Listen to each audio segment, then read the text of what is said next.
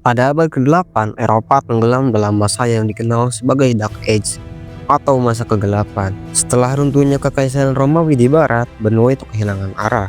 Ilmu pengetahuan tenggelam dalam dogma. Gereja menjadi pusat kekuatan mutlak, menghambat berkembangnya logika, sains, bahkan kebebasan berpikir. Namun kegelapan itu hanya menyelimuti barat. Di timur, sinar terang peradaban justru bersinar dari umat Islam. Ini adalah masa keemasan. Ketika barat terpuruk, Islam melesat maju. Para ilmuwan muslim seperti Al-Khawarizmi, Bapak Al-Jabar, Ibnu Sina, Bapak kedokteran modern, Ibnu Al-Haytham, Bapak optik.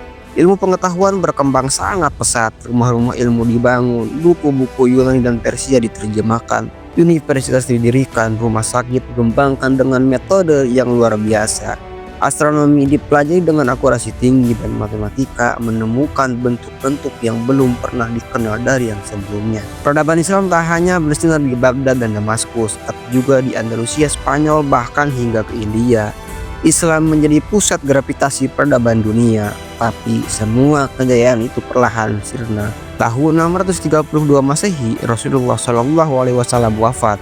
Dunia Islam kehilangan pemimpin spiritual dan politik, tapi warisan beliau tidak padam, itu ilmu justru menjadi bahan bakar kebangkitan peradaban. Era Khulafaur Rasyidin dimulai. Abu Bakar, Umar bin Khattab, Utsman bin Affan, dan Ali bin Abi Thalib memimpin dengan visi kenabian. Dalam waktu singkat, Islam meluas keluar Jazirah Arab, menembus Persia, Bizantium, Mesir, bahkan Afrika Utara. Ekspansi ini bukan hanya penyebaran agama, tapi juga membuka jalan bagi pertukaran ilmu, budaya, dan gagasan. Perpustakaan besar Persia, warisan filsafat Yunani, astronomi Babilonia, semuanya dikaji, diterjemahkan, dan dilestarikan oleh umat Islam. Masuk pada tahun 661 Masehi, dinasti Umayyah berdiri dan memindahkan pusat pemerintahan ke Damaskus. Struktur negara dibentuk, kota-kota besar dibangun, sistem pos, pajak, dan administrasi modern dikembangkan. Tahun 750 Masehi, Umayyah runtuh digantikan oleh dinasti Abbasiyah. Pusat peradaban pindah ke Baghdad, dan disinilah berdiri sebuah institusi besar yang mengubah wajah dunia, yaitu Bait Al-Hikmah. Disinilah ilmuwan seperti Al-Khawarizmi menciptakan Al-Jabar, Al-Biruni menghitung keliling bumi dengan akurasi mengagumkan, dan Ibnu Al-Haytham menjelaskan prinsip optik jauh sebelum Newton lahir. Masa kejayaan Islam pernah menjulang sangat tinggi dengan gemilau ilmu pengetahuan, filsafat, sains, sastra, hingga seni. Namun kemunduran tak terjadi dalam satu malam. Faktor utama dari kemusnatan peradaban Islam adalah penurunan intelektual dan inovasi. Islam yang kali itu menjadi mercusuar peradaban dunia justru tergerus oleh benturan internal, bukan oleh kekuatan luar.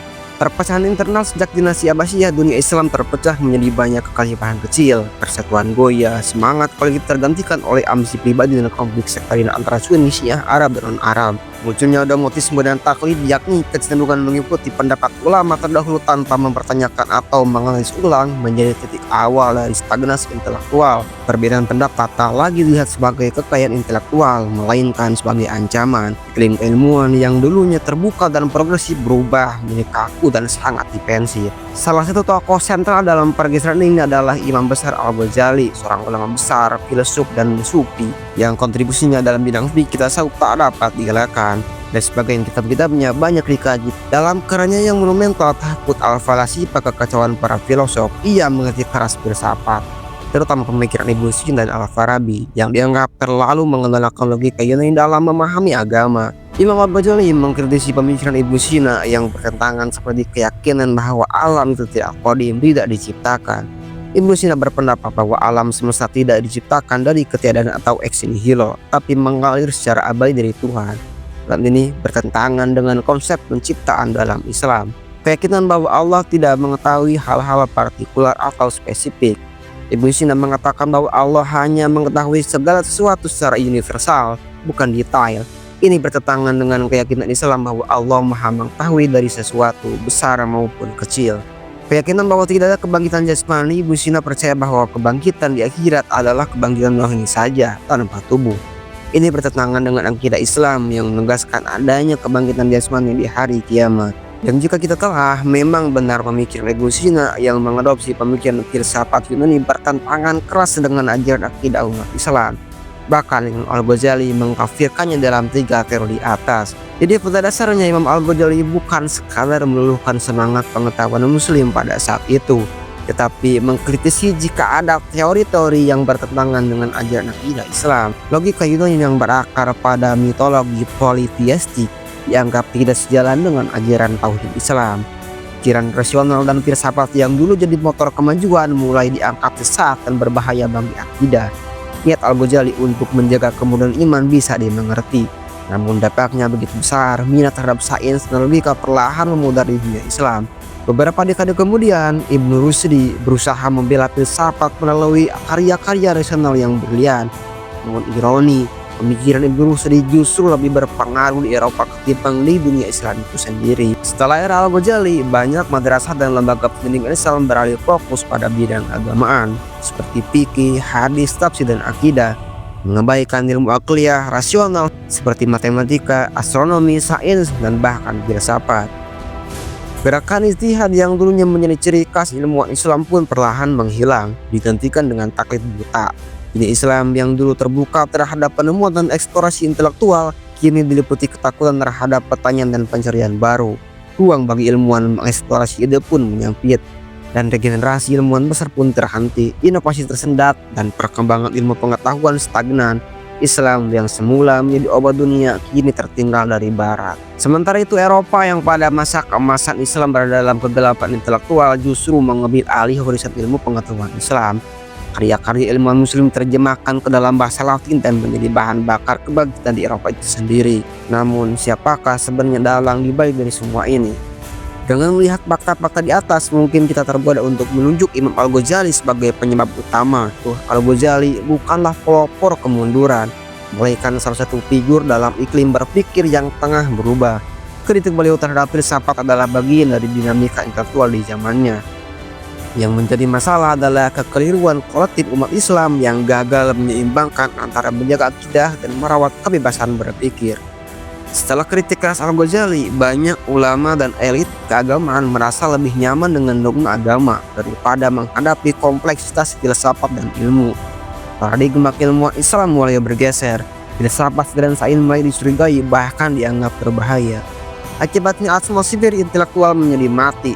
Tak ada ruang untuk tumbuhnya pemikir seperti Al-Khawarizmi karena kebebasan berpikir telah dibungkam dan penghargaan terhadap inovasi pun menghilang. Inilah awal dari efek domino panjang yang membuat dunia Islam terpinggirkan dalam bidang ilmu pengetahuan. Saat taklid buta mulai merambah dalam dunia Islam, harapan akan kebangkitan ilmu pengetahuan sempat bertahan. Harapan itu bersemayam di jantung kekhalifahan Abbasiyah, di sebuah tempat yang kelak menjadi simbol kejayaan intelektual umat Islam, yaitu Bait Al-Hikmah.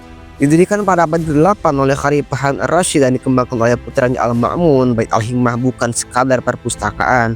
Ia adalah pusat dunia, sebuah tempat di mana manuskrip Yunani, Persia hingga India diterjemahkan dalam bahasa Arab.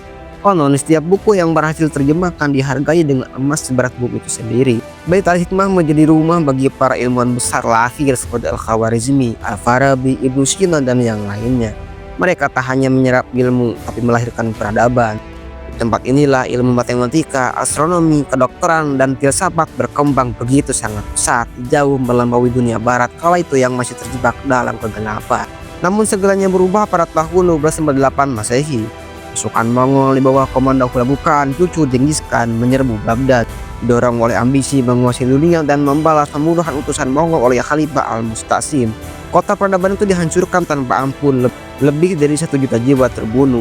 Khalifah terakhir Abbasiyah dibantai dan Bait Al-Hikmah dibakar sangat habis. Ribuan buku dilemparkan ke sungai Tigris. Tinta di naskah-naskah yang hancur membuat air sungai menghitam selama berhari-hari. Para ilmuwan tewas, pengetahuan pun tenggelam bersama arus. Ini bukan sekadar keruntuhan fisik, ini adalah pemusnahan peradaban, penghapusan memori kolektif umat Islam. Sejak itu, minat terhadap sains, filsafat, dan logika meredup. Efek dari kritik tajam Imam Al-Ghazali terhadap filsafat yang awalnya ditujukan untuk menjaga akidah, kini menjadi penguat bagi atmosfer intelektual yang kian tertutup, dan dunia Islam pun mulai menutup diri berfokus mata pada ilmu-ilmu keagamaan. Bait Al-Hikmah hancur, tapi yang benar-benar hancur adalah fondasi berpikir umat Islam. Dan ketika dunia Islam mulai tenggelam dalam kelesuan intelektual, Barat mengambil alih warisan ilmu itu. Menerjemahkannya, ini bukan hanya kekalahan militer, ini adalah kekalahan mental, kekalahan intelektual dan awal dari dominasi Barat atas ilmu pengetahuan di dunia. Peradaban Islam bukan cerita dongeng, ia pernah ada, hidup dan membimbing dunia. Umat Islam seperti kehilangan cermin masa lalunya, seolah tak percaya bahwa dulu umat ini adalah pembuka jalan ilmu, menulis kitab rujukan dunia dan arsitek kemanusiaan global. Namun kisah ini belum selesai, sejarah tidak berhenti di kehancuran, karena sejarah selalu menawarkan dua hal, pelajaran dan harapan. Maka ini dibutuhkan sekarang bukanlah nostalgia, tapi kebangkitan dengan ilmu, dengan persatuan, dengan kembali pada nilai-nilai keislaman yang memuliakan akal, ilmu dan adab. Butiran emas itu belum lenyap, ia hanya bersembunyi dan tugas generasi hari ini adalah menemukannya kembali.